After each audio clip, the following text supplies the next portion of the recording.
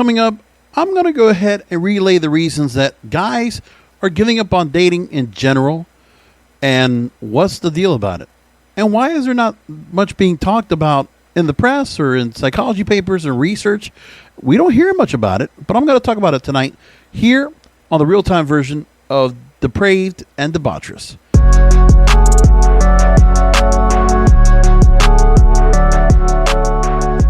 And thanks for listening in. Thanks for finding the show. This is King of Podcasts. I really appreciate all of you checking out the show. This is the longer version of the normal program, which I do segments every Monday and Friday, which you can find on the audio version, wherever you find your podcast, whether it's Apple, Spotify, Amazon, wherever you can find your podcasts, you can look for Depraved and Debaucherous. That's how you find it. And also, you can find it through my website, kingofpodcasts.com. Just look for KOP Radio Network and you'll find it's there. And then also, we're going to go through a couple of those stories that come up in terms of invoking white privilege and how that backfires when it comes to dating. And also how reality TV viewing, like watching shows like The Kardashians, associates increased support for traditional gender roles among adolescents. That's all coming up tonight on the program. Now, I normally keep the show about 30 minutes. This is the longer version of the program that goes on during the middle of the week because when I get some time, there's a few more stories I always pack up on here, but I think I want to put them on sooner than later and wait down the line because there's always stories that are very timeless, studies and interviews and different things that pop up that I think are good to go and talk about, but then I bring up here. But on this particular episode and on the Wednesday episodes, I like to go and give a little more of an account of who I am and what I'm all about, instead of the advice or some of the points that I like to make when I'm looking at stories and I'll read them. And remember, when I'm going through listening to audiobooks and reading stories and just doing my research, I will look at everything. Just this weekend, I have transitioned from the book Yes Means Yes to Being an Asshole, which is one of those kind of like men's pickup kind of books. And I picked that up now. So like I said, those are the two extremes that I go to when it comes to researching and understanding for myself where things have gone because of, the fact that there are guys out there and girls that are younger that are not being given that upbringing, that opportunity to become, to have healthy relationships or healthy friendships or healthy, lifestyles that they can choose. There's obviously the point where kids in their 20s and their teens, they're going to be exploratory. They're going to, they're going to be adventurous. They're going to try things. But the one thing you want to do is that you don't want to see where certain things are tried and then habits form or patterns form that they just can't recover from. Like, you're going to make mistakes. And that's the one thing they always talk about when it comes to kids. The ones that are allowed to go and make mistakes, they learn that if you touch something that's hot, it's going to burn you. If you try something else, it's going to, or if you lose in a game, then you need to go and find a way to recover. And that needs to be allowed now. But there is the point of how some kids now have not given that chance to, they've been made to be so protected in a bubble and safe. There's obviously that. But there's also the part where because of the mistakes or some of the things that happen with, your parents not staying together and you've gone through like a separated household or a single parent household. It's not as if you can't get through that dynamic and become successful and be a great person and a model citizen. Doesn't mean you can't do that. But when I see what's going on and I see some of the, if there's girls that I've talked to on dating sites or guys and I see who they're going out with, and I'm saying to myself, I feel bad that there are some girls that will go out with a guy, and the guy you already know, you could kind of just see the signs, the red flags that they're not good for you. So there's that story I want to bring up in a minute about that too, where 11 red flags that can arise on a first date. And these are the things that I want to make sure that I get pointed across, because these psychologists, all these researchers, all these scientists, they're giving out a lot of things which is good. And I want to make sure that is all in this place. So I like these kind of stories to bring them up. And hopefully there are some people out there younger than I am, I'm in my mid-40s, that will learn something out of this and take from there. Now, one of the things I can tell you is that at my age, and then also those late 20s, early 30s, those that have gone through the dating game. The dating game has not worked out that a guy feels like they get a benefit from. Now, there is a dating game. You could work it. And I'm not saying anything that you can't go ahead and date and that you will successfully find a relationship. You absolutely can. But is it a good relationship? Is it going to be something that's mutually beneficial? I don't know that. And I don't feel like that happens often. And that's what scares me. I'm just thinking to myself, there's a lot of those kind of things that are going on and I feel bad about. And I'm like, I'm not looking to go ahead and, hoard any girls for myself. It's not that. And I also don't want guys to not be able to have girlfriends. But if you're going to get together in a relationship, I want you guys to have the best chance possible to make it go well. So at least, the guy and girl going together, or the guy and the girl and girl, or whatever you want, that the dynamic works out, that both people know what's going on. At least if there's a breakup because there's a falling out, it's not because of some narcissism, manipulation, toxicity, because of the result of one or both being that way, because of the environment they came from, and how they might just be very toxic, and they're not going to be good for relationships. You can get yourself that toxicity out of your system too, which is where I'm the guy that's the recovering nice guy, helping other guys that are nice right now. The simp nature, that whole kind of society right now, it's happening too much. There's a story I want to take real quick. A Reddit person in the Ask Men column, r/Ask Men. And I thought this was kind of interesting about why young men are giving up on dating.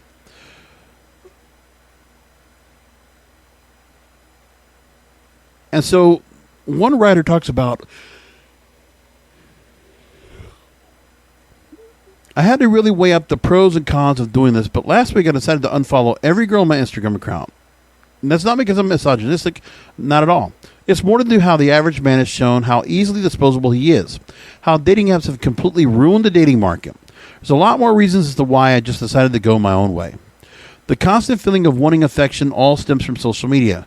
I came to the realization that I'm doing nothing but wasting my time talking to girls that only want to talk on Instagram but wouldn't even pick up the phone for a call, let alone meet up. It's a waste of time watching their stories and liking their pictures, but that's the time and effort I could be putting towards my hobbies. I'm a 23-year-old guy, and I don't think this subject is talked about anywhere near as much as it should be, but why is that?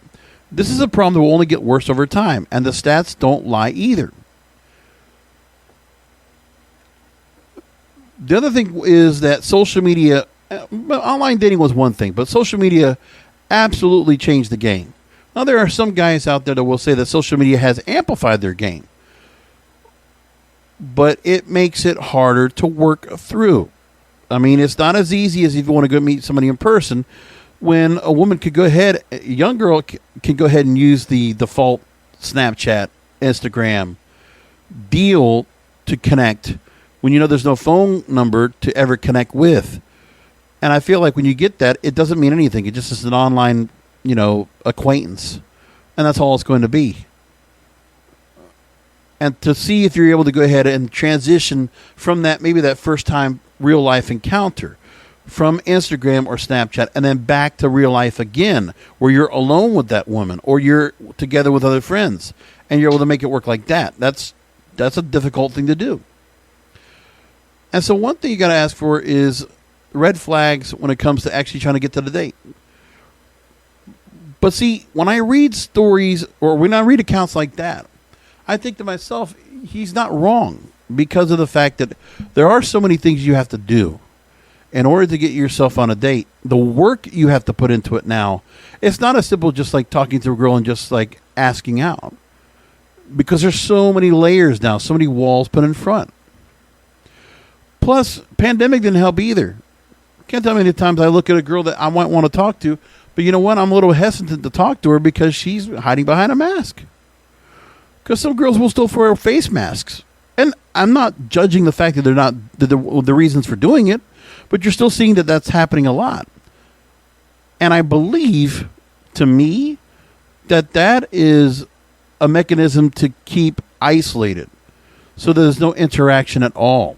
So that Young girls can go out wherever they want, and they don't have to be harassed, or they don't have to be, catcalled or anything like that. Like, you're just going to just go out and, well, if they don't want to be noticed, they don't want to be talked about, keep the mask on.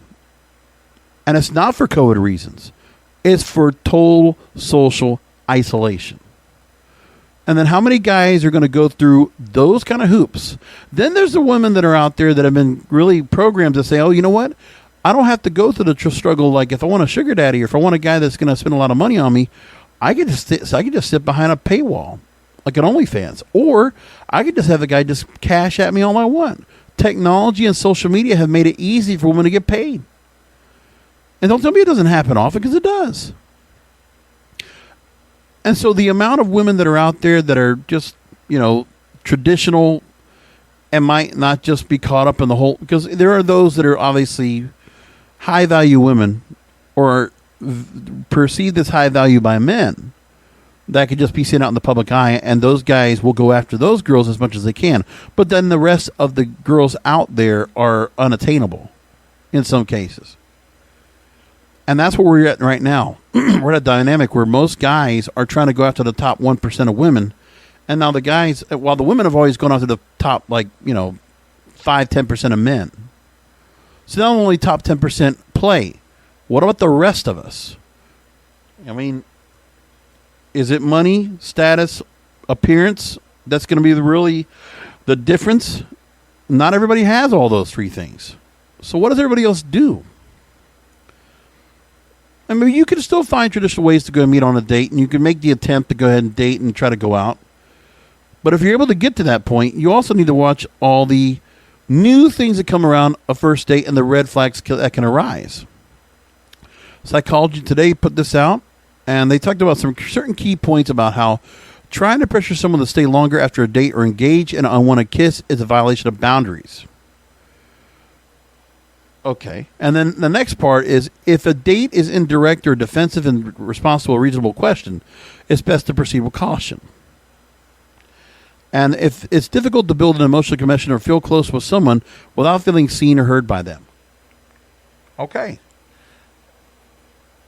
And if there is any personal or emotional connection you try to have, it's through FaceTime, which is still so indirectly, it's not even authentic or sincere at all. It's not real life. You're still behind a camera. You can put filters on, and it's just, it's still a controlled environment. It's not out in the open where everybody can be seeing each other. So in this story, they talk about that part of what makes the dating process disappointing is that you want a relationship, but you end up spending a lot of time with people who ultimately are not compatible with you, and don't want the same things. And remember, with social media and with all these other technological barriers or paywalls in front of you, it's making it tougher for you to go ahead and really get to know what somebody wants, or knowing if you're compatible. Because the game is rigged so that for women, while they're given some time to stretch out the possibility of compatibility, while we don't know what's going on here, the guy is still investing in the date, still investing in the girl, without knowing if she's compatible or not. Because we've all been told as men the 3-date rule. And listen, you can take that as you want. 3 dates, 5 dates, 7, whatever.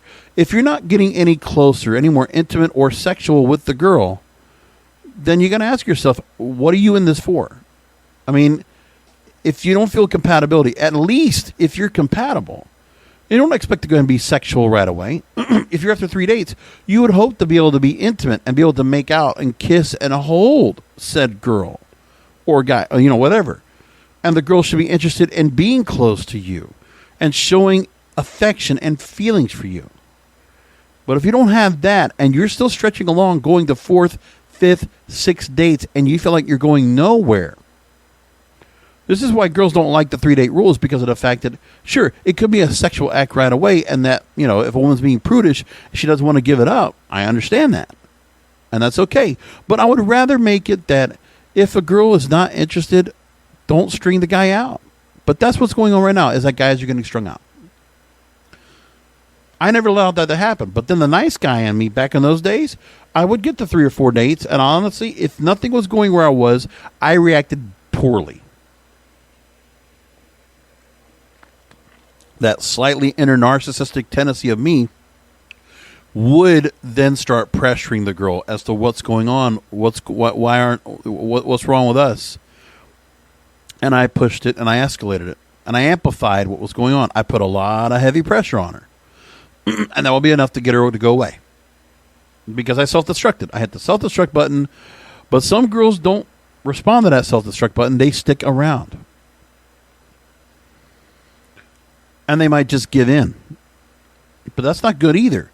You just need to realize if there is no compatibility and you're with somebody else for ulterior motives or other reasons, that's just not right.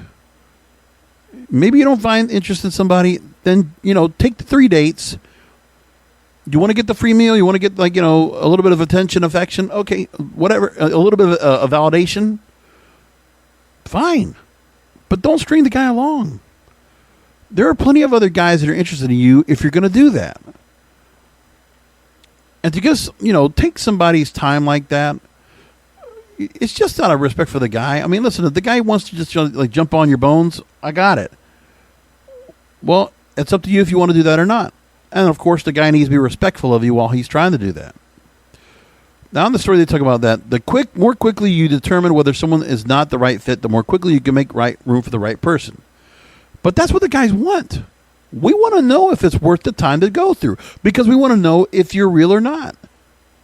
The dating game is a game, but the game only should go so long. But some women, they have the point of because they've been trained or have been programmed to think, no, we're going to just take this for what it was worth. We're going to take that guy and we're going to, sanguinate him. We're going to, suck his blood dry, get whatever we can from him. Get him for what he can give us. Because there are women out there that want financial support because they've been taught to do that. And if they haven't, they get the idea that that's what it's supposed to be. So there are red flags. One is they don't respect your boundaries. So pay attention to how your date responds when they don't get what they want or you express a preference for something they agree with. And that's when you need, and guys, that's when you need to go in and keep your feet, you need to keep your foot down. And girls, the same way. If you want to put boundaries in front, what you need to do is make sure you set the boundaries. Especially if you're getting deeper into the relationship, you need to set the ground rules, set the framework, set the boundaries. So, for instance, examples, if someone's not respecting your boundaries on the first date, say, if you don't want to have another drink and they order one for you anyway. If you say you need to go back home because you have an early day tomorrow and they try to convince you to stay longer. Now, we know that some people might use that as an excuse, a little white lie. But even then, if you're getting that, guys, you just realize, look, you're not going to get any farther. Just take it as it is and just, fight for another day. Go for another date and see what happens. But once you realize if nothing's going anywhere, if you're not getting allowed to find out if that girl is compatible with you, get out and just drop it and know there's nothing to lose from it. You don't need to put a girl at such a point that, if I can't get her, there's nobody else out there for me. Yeah, of course there is. Of course there is. And that's where I've gotten to my point where if there was a girl I was really interested in and I would put that pressure, well, okay. At least I was doing the right thing of saying, okay, if there's nothing there for me, I'll get out. And I'm done. Okay? Next, if they try to kiss you and you express you're not comfortable with that, they respond by being defensive, angry, or trying to make you feel guilty about your response. Narcissism. That's the toxicity coming in. If you're getting that kind of thing, then you just get out. Girls, escape. If you're feeling that way, then you're not. All you're going to do is you're going to get pressured the next time around. If you don't want to do anything, then just get out. If you're not ready, then don't string the guy along if you're not ready. Because that's another thing for you. Because girls, if you are not ready because you're coming off a relationship, if something happened to you where you've experienced emotional trauma, or there's just other things going on in your life that have kept you busy, and you don't feel like, you feel like you might be too easy to get drawn into something and your emotions will attach you easily, and you don't want to do that, okay, that's fine too.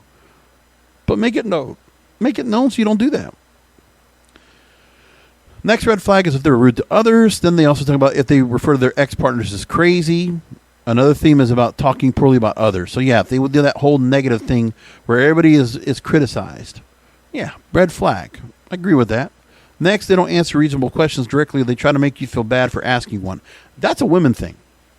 Some women, they don't want direct questions, which is why the pickup artists out there like to cold read, which, by the way, I do that kind of myself because they kind of train the idea like, yeah, you cold read a girl, you assume something about her, maybe you'll catch something that will be similar to the truth, that she'll actually open up a little bit more, and maybe actually, instead of, while she's correcting you, she'll actually tell you something about herself, and you'll learn something from it.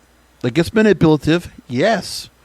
But this is the dating game that's been made. Nobody's being direct with each other. Nobody's just saying, I like you, I want to go out with you, I want to marry you. No, we're not doing that. There's all this hesitancy and all this leading up to finding out if you're compatible. Next, if your significant date is checking their phone or taking phone calls. If you're on a date, put the phone away. Put it on vibrate. Put it in your pocket. Don't worry about it. Or just put it in the car. But don't even worry about it. Focus is on her, or you focus, or girls, you focus on him. If they talk about themselves the whole time, well, that red flag is different because of the fact that I can't tell you how many times when I have talked to girls on different dating sites, the sugar daddy sites as well, there's a lot of girls that do ask the question because I don't open up and talk about myself. And I got some things I got to talk about that be kind of interesting, sure. But I don't make it important to be about me. I'm trying to make the girl feel important and feel valued and feel special. And guys, I know you do the same thing. But there are some guys who will talk about themselves because if the girl's asking. Now, they talk about there's a difference when someone's talking at you, they're talking about themselves and not asking you any questions or allowing space for you to share more about yourself. Like it wouldn't matter if you were there or not. And then there's those that it's like similar to a ping pong ball being back and forth. Your date asks you a question, then sends the ball to you. You respond and ask your date a question, and then hit the ball back to them, and so on. Right. If a girl's going to be asking you because they're actually curious about if they like you or not, that's a good thing, actually. They're interested in what you're doing, then you're going in the right direction. Because they're actually asking questions that are pertinent to finding out if you're compatible for them. So that's a good thing. And of course, women want to know what you do, and they want to know what kind of lifestyle you live. They want to know what do you do for a living. They want to know, like, maybe down the line, they want to see, like, what would things be like after a month or 6 months or a year or a lifetime with you. Those kind of questions might come in the back of their mind subconsciously. So that's okay. Another red flag is trying to speed up the pace of getting to know you too quickly. Yeah, that's well, here's another thing. What if you have the dates spread out? And I've done this before.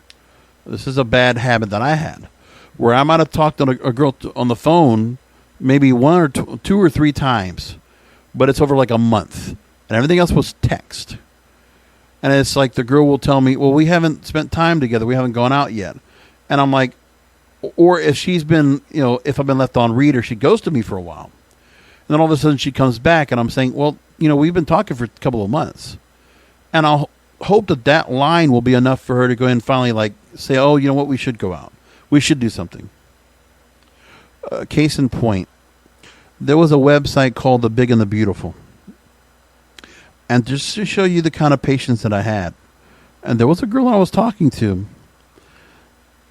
And I talked to her off and on after I met her on the website. And we were kind of off to a decent start. It took more than a year to meet her, physically meet her. But she still wanted to keep talking to me, but she insisted to stay talking through text. And of course, that's about 15 years ago. So text is still pretty new. And I mean, it wasn't new, but you know what I'm saying? We were just starting to do texting as a common thing instead of phone calls. And I'm just saying to myself, around 30 years old, I'm saying to myself, why am I still talking to you on the phone? Like, what's that all about? And that Big and the Beautiful site, actually, was the same people that own Cougar Life. Actually, it wasn't a bad website at that point because there were a couple of girls I met off of there. But this one right here in particular, she had talked about she had bad relationships and she had gone past the next boyfriend and all this kind of stuff. But everything was like, she was just worried about like anybody liking her because of what's going on. Plus family, all these different things she had.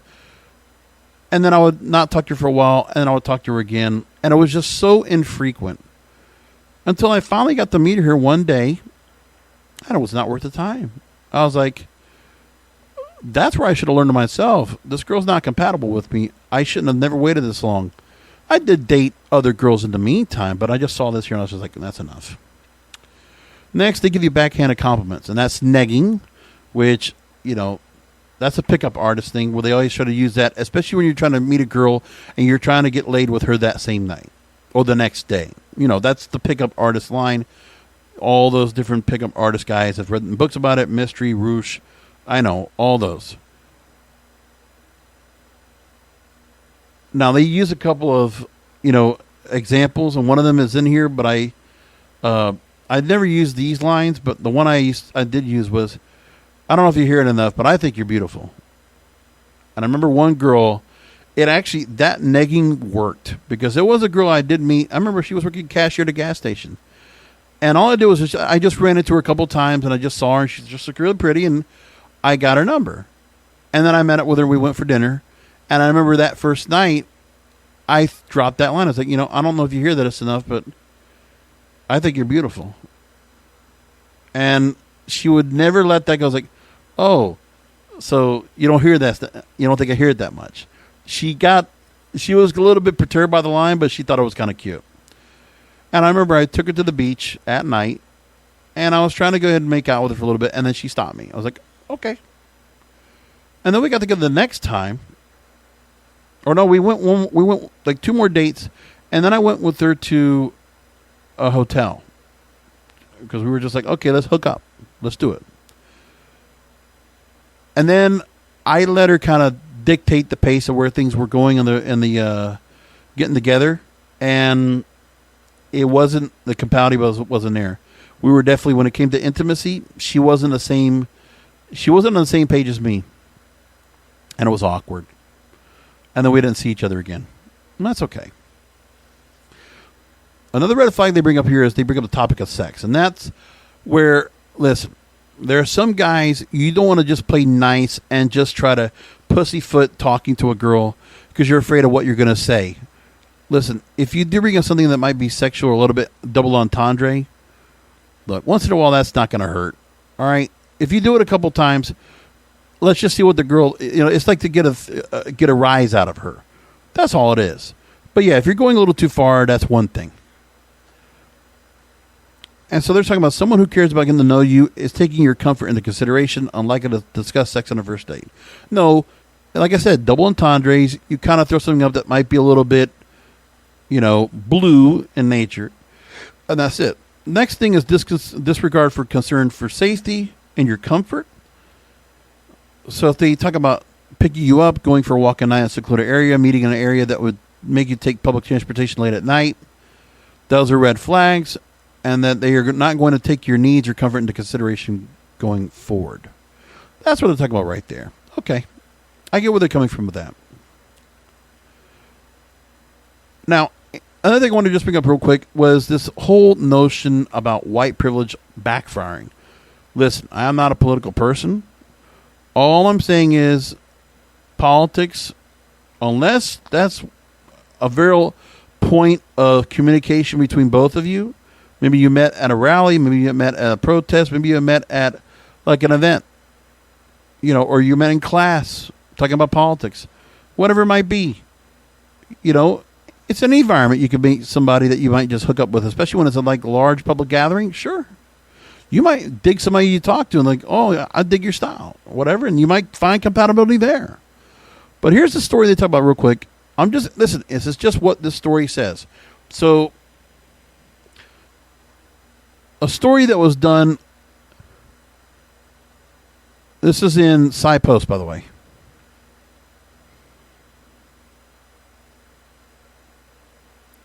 It's been learned that the term white privilege can increase online political polarization and lead to lower quality conversations on social media. and the term drives some whites who would otherwise support efforts towards racial equality away from online conversations. And so the effects were researched. 924 U.S. residents from Amazon's Mechanical Turk was used for the experiment. Half of the research participants were given a social media post containing the question, should colleges rename buildings that were named after people who actively supported racial inequality? The others saw identical question, but instead of using radical inequality, used white privilege. It was to show causality and give confidence that the choice of language created the effects we saw. First was to decrease the quality of conversation among the white privilege term. Decreased quality conversation among whites and non-whites, and more comments were made that insulted people, attacking the question itself, or simply made no sense. The second was make the set of responses less supportive of renaming the buildings and more polarized. And the people who asked racial equality was, on average, they were more supportive, 2-to-1 outnumbered. The ones that said white privilege was strongly divided with just as many opponents as supporters, and it caused a completely shift in some whites. And use of white privilege caused 50% of whites who would have been supportive to become ambivalent or hostile. So it's all in the terms that white privilege and racial inequality have different meanings, and then they checked that it was consistent with other research suggesting a process called motivated reasoning. And the different meanings didn't seem to directly affect how people reason about renaming buildings. But the evidence was the difference in language affected first whether they were supportive of renaming buildings, and only after deciding on an opinion did they find reasons to support it. So they're talking about the fact that, okay, you're asked that question. Renaming buildings on behalf of those, like they said, they asked, let me make sure I read this correctly so I'm not taking off. Should colleges rename buildings that were named after people who were actively supported racial inequality? And then remember that same question. Should colleges rename buildings that were named after people who were actively supporting white privilege? So the thing is that, you know, you find that term right there, and it would be considered to some people, you know, kind of where we talk about diversity, equity, and inclusion. There's two ways that people might talk about it. And there are some people that will take that subject right there and they will spin it with a political spin. And there are those that don't have any political spin to it at all. And that's me. So in the story they talk about now that online users who feel strongly about a topic will post about it using strong language such as white privilege. It's to get the people riled up towards one side or another, and people who might be good mediators are less likely to engage. And so the social media is, as a result, is dominated by outrage and extremism rather than respectful discourse. But that's when people can be right behind a computer. There's no real reality to it and no human tendency to it. It's just a matter of that people are just, they're able to go and say what they want without feeling that human component of being, you know, given the consequences for what they say. That they would have to meet those by somebody they confront. They're not saying this to a bunch of people in front of a room or in person. You're not saying it face to face. So some of those people that are talking about this on social media will never say this face to face to somebody else. Or if they did, they would have to have some barrier in front of them for them to say it. So keep that in mind too. If you're going to say something about somebody, you need to be able to be confident enough to be able to say it in their face. And know there are repercussions or consequences that could come from it. But if you're going to just sit there as a keyboard warrior and use language that could be incendiary by knowing that you're not going to get called out for it or that you're never going to get confronted from it, that's a problem. This is where that whole social media dynamic, just being behind a computer, is not good. You're not going to know people's motives. You're not going to know people's emotions. You don't know what they're thinking. I mean, you might read what they're thinking, but you won't really know. It's just words. And for those that get upset because of the fact there's words, again, those are words. It's not a matter of, if you want to feel that you're upset by them or offended by them, it's still words. Unless there's an actual repercussion as a result, then that's when I would worry about it. Then that's what I can understand people being upset. But it's still just words, and that's all it is. So there's no, even the words that are being said, while you can't confront that person with any repercussions or consequences for what they say, and they're not going to be able to have anybody able to retort them. It's the same thing where it says that when those words are being used, like white privilege, they don't have an effect on you unless you allow it to have an effect on you. And so that's where some people talk about this and they say, you know what? You need to realize that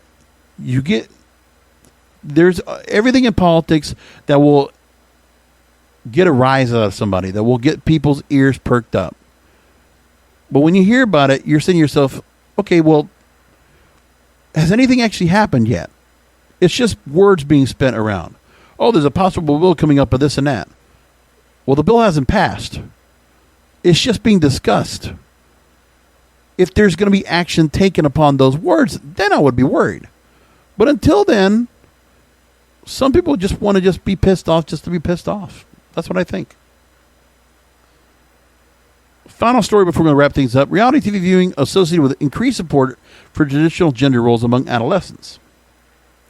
So in this story, it was published in the Journal of Sex Research. Heavy consumption of reality television is associated with greater endorsement of traditional gender roles, stereotypes in adolescents. Now, here's the thing, too.